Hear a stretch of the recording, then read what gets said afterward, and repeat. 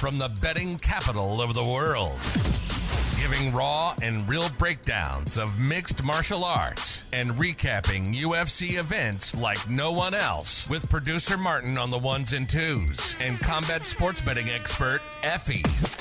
You're listening to Any Action Sportscast. Any Action Sportscast. So put your headphones on and let's take this podcast to the next level. This isn't a podcast. It's a sportscast. What is up, guys? We are back. It's your boy Effie with Any Action Sportscast, and not as always, we don't have producer Martin on the ones and twos. As you might have noticed, if you're new to the channel or if you're a subscriber, we haven't posted in a while, and that's because we've moved production, we've moved studios, and I think it'd be, a good thing. I think soon we're gonna do live streams. We're gonna have people, come on our show and give their thoughts and their opinions on the fights, and I'm super pumped for that. But it sucks we haven't been able to post the last 2 weeks, but dude, it's fucking epic that we're coming back for a stacked UFC pay-per-view card here. I'm super pumped to get into it. So far, Any Action Sportscast in 2022 is up 22.94 units, and our lock of the nights are 9-2 out of 11 tries. So feel really good about that, and I'm just excited to keep it going. And I think there's a lot of playable, fights here on this card. There's some names where they're not, their name value isn't so big, but I think there's a lot of opportunity to make some money on this card, and I'm looking forward to getting into it. But without further ado, let's go right ahead and break down the main event. UFC 274 will be headlined by Charles Oliveira versus Justin Gaethje for the UFC 155 lightweight title. Now the line currently sits Charles Oliveira minus 165, Justin Gaethje plus 145. Now, I'll be honest, guys, I really do think Charles Oliveira Bronx is the play here. I really do think he has the capabilities to finish Justin Gaethje, and I think he could do it within 2.5 rounds, and I'll explain. There's a huge experience gap here. Charles Oliveira has 29 UFC fights, Justin Gaethje has 9 UFC fights.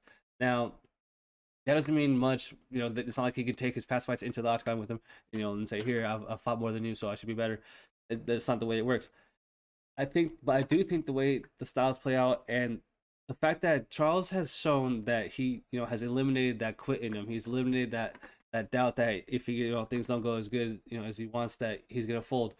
Because trust me, Justin Gaethje is gonna be able to land leg kicks in this fight. He's gonna be able to get to his leg, because Charles really, when he takes the center of the octagon, he really throws a lot of front kicks. He fades a lot of knees. He leaves himself on one foot a lot, and I think that will leave him in danger for a left hook counter, or something along that lines. But if you listen to anything or any interviews he's done, I actually find it kind of weird that he said that all Justin Gaethje has is a right kick, left hook, uppercut.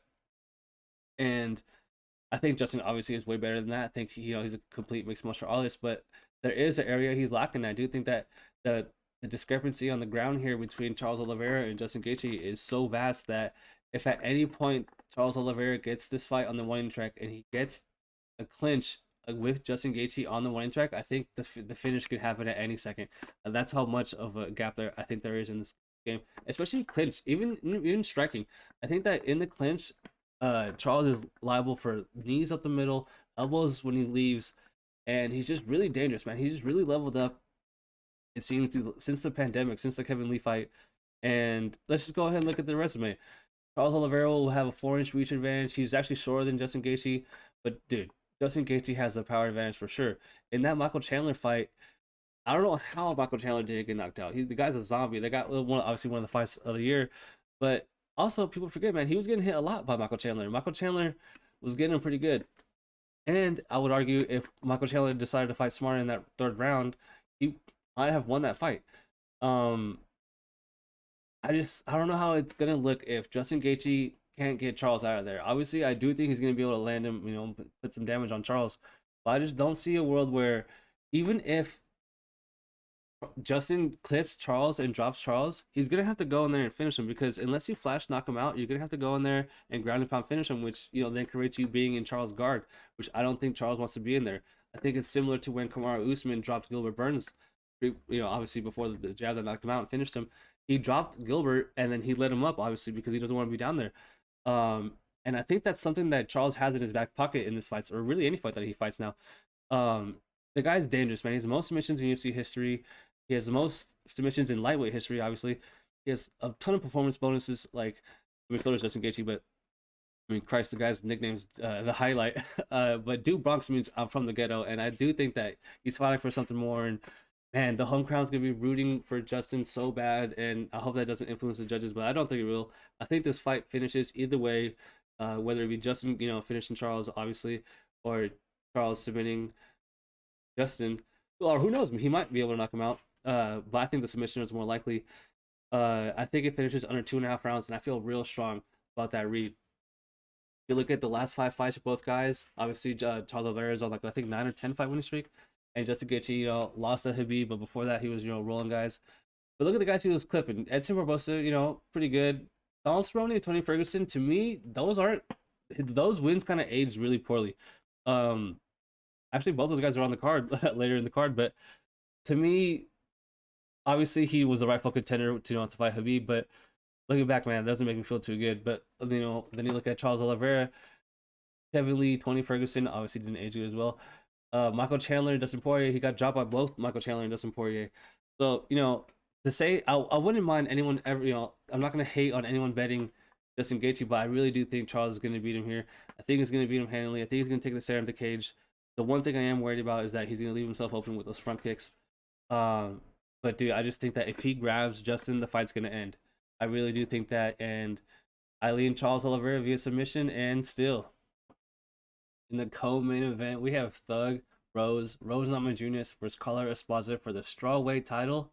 The line currently sits Thug Rose -200, the underdog Carla Esparza at +165. I'll be honest, I thought the line was gonna be way bigger. I thought the line was gonna be more toward -250, -265 area for Rose. So I think that might be a steal here. But stylistically, there's a reason why Vegas thinks that it's that close. Now let's get into it. I really do think that if Carla can't get Rose down for 3 whole rounds and steal 3 rounds, then she's gonna lose this fight very badly. I think that the evolution from the first fight to the second fight is obviously way big for both fighters. But Carla's the older fighter here, the younger fighter in the rematch here. You gotta lean the champ, but when I would tape study this fight, I actually thought Carla had a chance.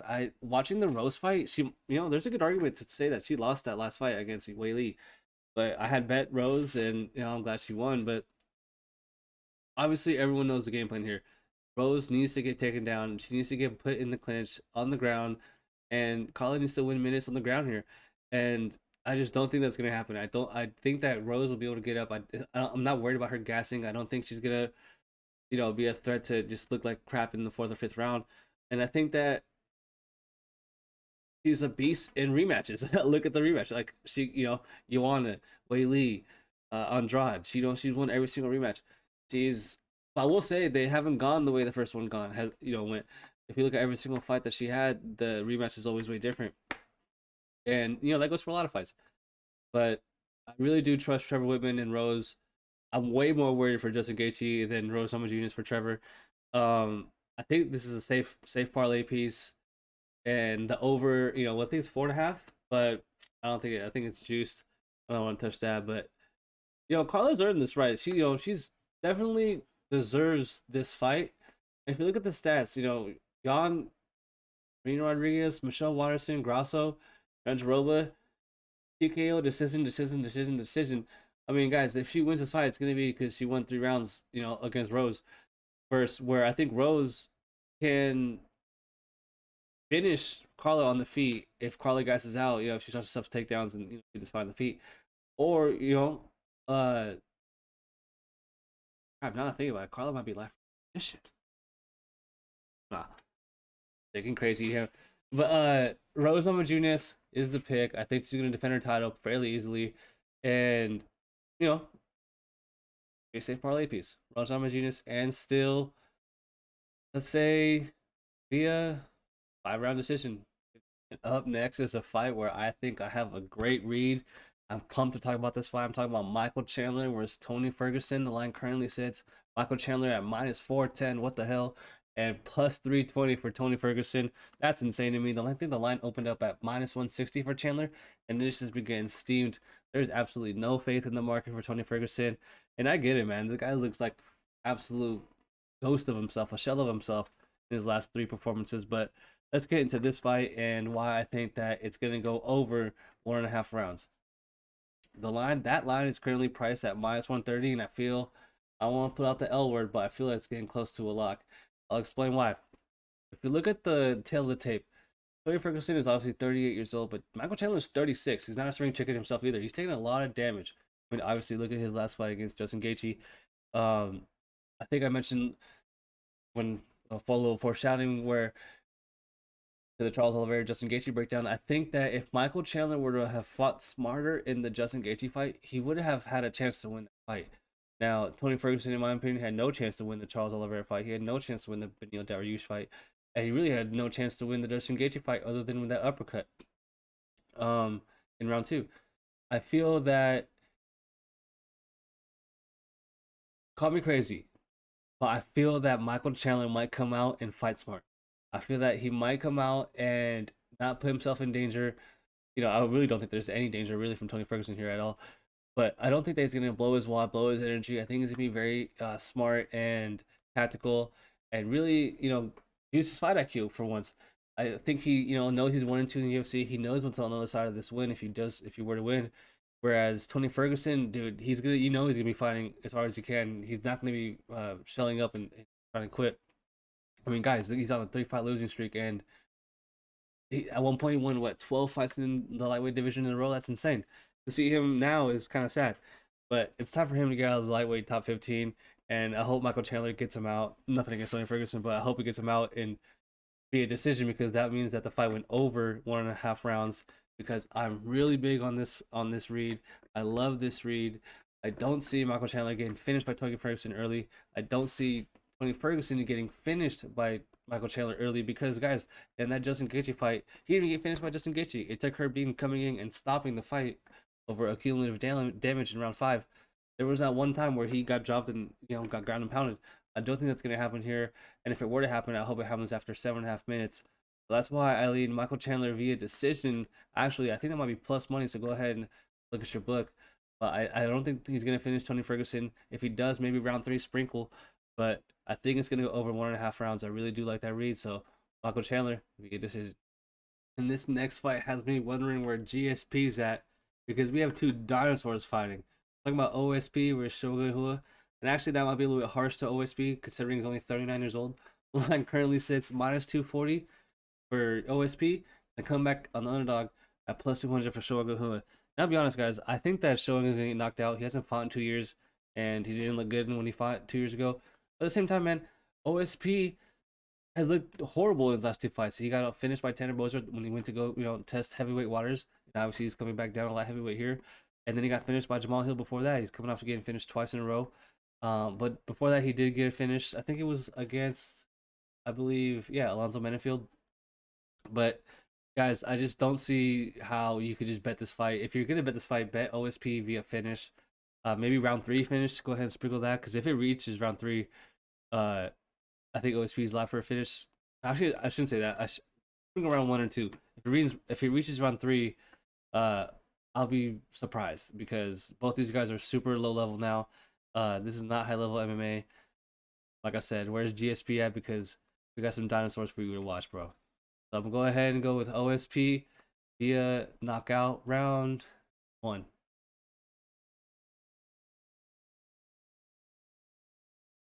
And to start off UFC 274's pay-per-view, I'm actually stoked to say we have a fight between 2 legends. I'm really happy the UFC booked this fight. I'll be honest, I kind of hope both guys retire after this fight, win or lose. But knowing both these guys, I doubt that happens. I doubt either guy retires. I'm talking about Donald Cowboy Cerrone versus Joe Lauzon. Line currently sits -180 for Cowboy Cerrone and +150 for Joe Lauzon. Now, I'm shocked to see that. I honestly thought that was going to be a pick-up. If anything, I thought Lauzon was going to be the favorite. I mean, I know he hasn't fought since 2019, but guys, Donald Cowboy Cerrone is just getting finished left and right. And even in, I will say, the Pettis fight, I thought he did win, but he, obviously got the wrong side of that decision. I just can't see myself ever betting -180 on a fighter at, their point of the career to where Cowboy finds himself at. There's no way that I feel confident laying that, especially the way they fight, because we all know Cowboy Cerrone is like a slow starter. I mean, look at Justin Gaethje, look at Tony Ferguson, look at Conor McGregor, they all got to him in the first round pretty good. Then he comes on late. If the fight extends, he's able to come on, strong. But I think Joe Lozon, the way he fights, he's very much so a first round fighter, early fight fighter, where if Donald can withstand that first blitz, I think he's obviously gonna do better throughout the fight. But I don't think that's gonna happen. I think he's gonna lose this fight. I think Joe Lozon's gonna finish this fight in the first round, and I hope Cowboy retires. And for the rest of the card, guys, I gotta say I'm gonna run through the card pretty quickly. Featured prelim, we got Randy Brown versus Chaos Williams. To me, this fight, this Chaos Williams can catch Randy Brown, I think he's gonna lose this fight. I feel like Randy Brown at +1, fair play. Some markets still have him at +110. I think that might be a good play. The only thing is, betting on your money on Randy Brown avoiding the one-punch knockout power of Chaos Brown for 5 rounds. I do think Randy Brown's the better mixed martial artist. I think that he's better better well-rounded as a fighter, and I think that if he could just manage distance in the big octagon here, and I think he should be able to win 2 out of 3 rounds for sure. A little dangerous betting on him because the knockout threat's so live with Chaos Williams, and I will say I don't look into too much into what people have to say, but one person I do is John Anik, and he sort of alluded to, kind of quoted, saying, "You guys are going to be surprised by Chaos Williams. I think you're going to be this," and that made me kind of a little worried. But regardless, I still think Randy Brown's the play. I think he's a fighter, and who knows? Maybe we'll see him here on Saturday and Chaos Williams get knockout. I do think Randy Brown +105 is play, and I think he wins via decision. After that, we have MACY CHIASSON taking Norma DUMONT. Norma DUMONT at -25. CHIASSON at +20. Now, I think Norma covers here. I think she's going to be a safe parlay piece. I'm actually seeing a lot of people lean to Tyson, MACY here. I think Norma's better, man. Granted, she beat Aspen Ladd in her fight where Aspen didn't look anything like herself. And, I don't grade Aspen that high in general. But I do think Norma is a real deal. I think she's going to be able to grapple here and take MACY down. I think that she'll win the decision. I think this fight goes the distance and safe parlay piece for sure. Norma pick. After that, man, we have Andre Fiallo versus Cameron Van Camp. Line currently sits Fiallo -400 and Van Camp +300. Now, Fiallo just got off knocking Miguel Baeza. It's kind of funny because Chaos Williams knocked him out too. But Fiallo knocked him out like not too long ago. Literally, it was really recent now. How recent? Like a month and a half, barely that. I imagine. It's a really quick turnaround. I was surprised the fight got made. Line's that wide because I think the UFC put Cameron Van Camp in there to get knocked out. I think they put this fight together to get some excitement on the card and get a flash knockout for the fans, and I think it happens again. Andre has 6 or 7 first round knockouts in his career, and if you sprinkle him your first round, I'm sure the books know about this. I'm not going to price it too high, but I think Andre's the play. Andre be a knockout. I might bet this Andre inside the distance depending on what it is. We'll look into it later in the week, but for sure Andre's a pick. Cameron, I can't find too much tape on him, but from what I can gather, he's just a regional guy, kind of getting sacrificed here. Like I said, Andre's a pick, and after that, man, it's gonna be a straight scrap. Talking about Brandon Royval versus Matt Schnell. Brandon Royval is at -250, and Matt Schnell at +200. Now that's a little bit steep, but I get it. I think Brandon Royval is the better fighter here. It's actually weird. They're both coming off fighting the same guy, Brandon Montaron. Royval beat him, and Schnell lost to him. But I'm not gonna play MMA math here. But dude, Brandon Royval is good. You have to be really good high level to beat him in the UFC. The 2 losses he has in the UFC are the and Oja, and I rate those guys real high. Look at what Moreno's doing right now. Again, but Snell's good as well. He's not a chump for sure, but he's won in those last 3 UFC fights. Only win coming from Tyson Nam. But man, I really do like Royval here. I wouldn't mind putting him on a parlay as well. Might have to look into this. That line's fair in my opinion. That line's fair. I think of Brandon Royval as at the little mini Tony Ferguson. I just love the way he fights. And yeah, I feel pretty safe about this pick. Brandon Royval, and go with 3rd round finish. Maybe 2nd round. Let's go 2nd round finish. And dude, up next, we have a straight boss. Talk about Blagoy Ivanov versus Marcus Rodrigo de Lima. Now, hold on. Excuse me. Got caught him up. Now everyone knows Blagoy is the guy that got stabbed in the chest and lived and or punctured or whatever, and still fighting like a savage. But guys, this is gonna be sloppy. If this fight gets to the ground, Blagoy should end this fight lightning quick. Gotta be Fedor and Sambo back in the day, but I don't know how you can bet this fight. This is a pass for sure. Blagoy is gonna be the play. I don't think I'm gonna take a stab at the bet, but I think he wins via go with a second round finish. After that, man, we have Danny Roberts versus old man Francisco Trinaldo. The line currently sits -115, and I get it, man. I mean, Francisco Trinaldo might be 44 years old, but he doesn't look like it. He doesn't fight like it, at least. But dude, that decline has to happen. It has to happen soon. I actually wouldn't be surprised if it happens here. I'm not too impressed with Danny Roberts. I wish they were giving us a better to fade a 44-year-old Francisco Trinaldo, but I don't think I'm going to touch this fight either. I do lean Danny Roberts. I just can't get behind 44-year-old fighter. I mean, granted, if low-key been winning, Olenek got the win. Andre Orlovsky, quote unquote, got the win. Cool, now he's on the win streak. I know a couple of guys will like that joke, but and then yeah, I mean, Clay Guido did lose, but I mean, I don't know, like I usually fade old guys just because they're old, just the age. I mean, 150 or no, he's fighting at 170. This fight's at 170, 5'9". Francisco Trinaldo, that's so small, you know, for that division. That's real small frame. But I lean Danny Roberts here. Not gonna touch the fight. Don't have a strong read either.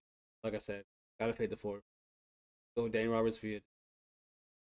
And up next is the fight I actually do feel like I'm gonna be in a betting. Line actually has been moving right now. Talking about Tracy Cortez versus Melissa Gatto. Now, the line currently sits -150 Tracy Cortez and Melissa Gatto at +130. And I can see why the money has kind of been trickling on Melissa Gatto. In my opinion, I think Tracy's gonna win a decision here, but it's gonna be tricky because if this fight just stays on the feet for 3 rounds, I trust Tracy to win this fight fairly easily. But if she gets hit the ground, I do think she can control Gatto. But man, she has those submissions. She has, you know, she's pretty dangerous off her back, or you know, using her submissions in general, sweeps to get up, or you know, the reverse positions on Tracy. But I just think that I trust her over here.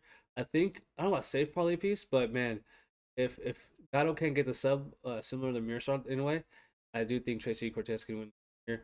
Fight's gonna go the distance. Pretty safe, but also at the same time not really, because Gatto, like I said, I feel like she might be live for a submission. So I don't know. I'm gonna go ahead and lean Tracy Cortez. That's a bet I was going to play earlier in the week. I haven't done it, but come fight time, that might be something I have. Tracy Cortez via decision. And we have one more fight I want to talk to. We're gonna skip 2 fights. I don't have really strong reasons on either of them, but one I do want to talk about is Carnelossi versus Lupita. Lupita coming in at -190 and Carnelossi at +160. And I think this is a live dog. I think Carnelossi is super jacked, obviously. But I don't know, man. I think that if Lupita comes out and is trying to just wrestle Carnelossi for 3 rounds, I think that they're going to come hard, you know, to get in the 2nd and 3rd round. I'm suspect of Lupita's gas tank. I think Ariane, you know, is way better in this weight division. And I think she's a live dog for that price. I don't know, man. I was surprised to see that wide of a line. And I think Carnelossi is live for a win here. It's women's MMA, man. To be a 2-1 favorite, I don't know. You got to be pretty good compared to your opponent. I think this is closer than they indicate. So this might be a stab I'm taking at. Shout out to Blagoy or Blagoy. But Ariane Carnelossi via decision. And now it's time to go over the official bets for UFC 274 at Any Action Sportscast. Now, so far this year, guys, we're up over 25 units. Our lock of the night is 10-2. And, you know, we're just looking to keep it going forward, looking to keep the good vibes going and continue to stack this money. So our first bet, guys, is going to be a pretty big bet. We have Tony Ferguson versus Michael Chandler over 1.5 rounds, -130, 2.6 units to win 2. I feel great about this bet. I think Tony Ferguson is more than durable. I think that Michael Chandler is going to come out and fight smart. I don't think he's going to put himself in danger. This is a must win. If he wins, you know, he puts himself in a great position. Whereas Tony Ferguson, you know, we all saw the beating he took against Gaethje. He's durable, man. But whether he gets dominated on the feet or dominated on the ground here, I think he's going to withstand 1.5 rounds. And it's a good line, -130. So go ahead and put 2.6 units on this. 1-2, like I said, and it's one of our bigger plays of the card for sure. I feel confident about this pick. Tony Ferguson versus Chandler. Up next, we have Tracy Cortez via decision, +135, 1 unit to win 1.35. I like this bet because I think Tracy does win this fight, and I think that the way she does will be decision. I don't think she's going to submit or finish Gatto. I think that she's going to have to accumulate control time on the ground, you know, which does put herself in a dangerous position to get submitted. So all the time she's going to spend down there, hopefully. But I do think she's going to be able to avoid that submission, avoid putting herself in compromising positions, and we're going to take a minus 150 favorite and get plus 135 on, you know, her most likely path to victory, which I do think is decision. So 1 unit to win 1.35 on TRACY CORTEZ via decision. After that, we're going to actually take an underdog, another women's MMA fight, Ariane Carnelossi at plus 150, half a unit to win 0.75 units. Now I like this bet because, in my opinion, this should be more toward a pick'em. When I first saw this line, I was kind of surprised, and I jumped right on it, man. I think I got good value. If she could just avoid getting taken down repeatedly in rounds 2 and 3, I'm interested to see how that fight looks. I think that it's going to look more toward an even fight, and unless she just gets, like, where it's a situation where she gives up one takedown and that takedown turns into 4 minutes every time, I just don't see how you can justify the line the other way. I really like Carlossi here. Go ahead and take a stab, half unit, and then 0.75. After that, man, we have another fighter who I think should be the favorite, but it should be more towards pick'em. Brandon Brown plus 110, half a unit to win 0.55 units. Really bet on him. To me, this is pretty much betting on him being able to run around and avoid getting knocked out. Because if he doesn't get knocked out, I think he's going to win a decision here. I think that he's better everywhere. I think he can win minutes on the mat in the clinch. And just the thing right here is that if Chaos Williams, man, his power is so real, and that's why it's not a 1 unit play. But Brandon Brown, half a unit to win 0.55. I do think he gets it done, and that are in savvy here. With that, that's our bets for UFC 274. But it's time for the meat, the juice, the reason you guys come for the show. Talk about our any actions lock of the night. At a 10-2 record, we're looking to keep it going. UFC 274, the lock of the night is going to be Carlos Oliveira versus Justin Gaethje under 2.5 rounds at minus 145. 3 units to win 2.06. I was shocked at this line. I thought it was for sure going to be toward minus 180, 200. And to get that value, man, we had to jump on it. We had to make this lock of the night over Chandler and Ferguson, because I do think that Chandler might knock out Ferguson in the beginning of the fight, and that is worrisome, but I doubt that happens. For this one, though, I can see Oliveira getting knocked out, and I can see Justin Gaethje getting knocked out and subbed within 2.5 minute rounds. Guys, 12.5 minutes is a long time in the octagon, especially with two guys as dangerous as this. Gaethje has 19 knockouts. Oliveira has 20 plus submissions. I feel good about this, especially with listening to what Oliveira has to say before this fight, talking about he's going to bring a war in round 1. He's going to go forward, and you know, that's just what you want to hear if you get a bet the under. I think Oliveira wins, but even if he doesn't, he'll get knocked out before the 3rd round. And so we'll go ahead, lock of the night for UFC 274's any actions. Lock is Oliveira Gaethje under 2.5 rounds. That'll do it for today's episode, guys. Really appreciate you guys subscribing, listening to us. Go ahead and leave a like, leave a comment. Let us know if you're on our bets, what you think about our bets, and expect us to put out more videos more consistently. And we're just looking to keep the good vibes going, man. Make sure you hit that subscribe button, like I said, and we'll see you guys next time. To everyone out there this week, and hope you guys make all the money. Peace. Which way to go if you want to smoke?